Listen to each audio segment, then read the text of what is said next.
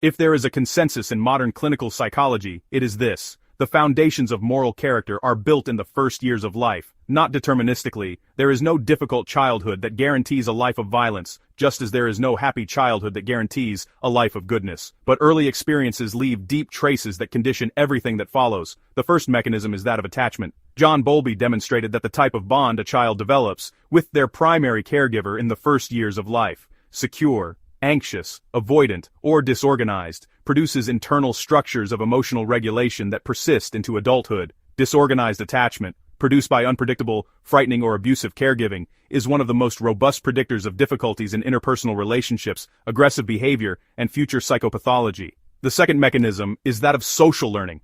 Albert Bandura demonstrated in the 1960s, with his experiments on the Bobo doll, that children learn aggressive behavior by observing it in the adults around them.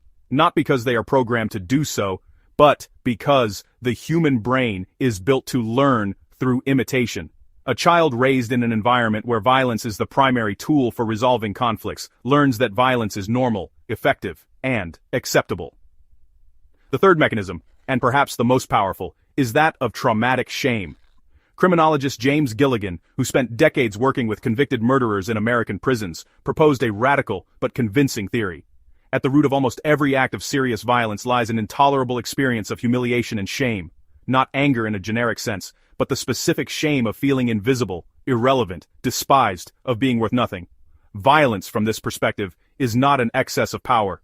It is a desperate attempt to recover a sense of existence and importance that has been systematically denied. Gilligan cites as emblematic the testimony of a prisoner who had killed someone over an apparently trivial argument. When Gilligan asked him why, the man replied, "Because he disrespected me," not as a justification, as an explanation.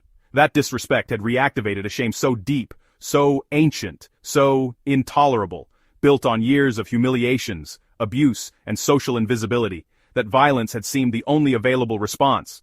If you liked the video, please subscribe to the channel and follow other psychology videos. Thanks.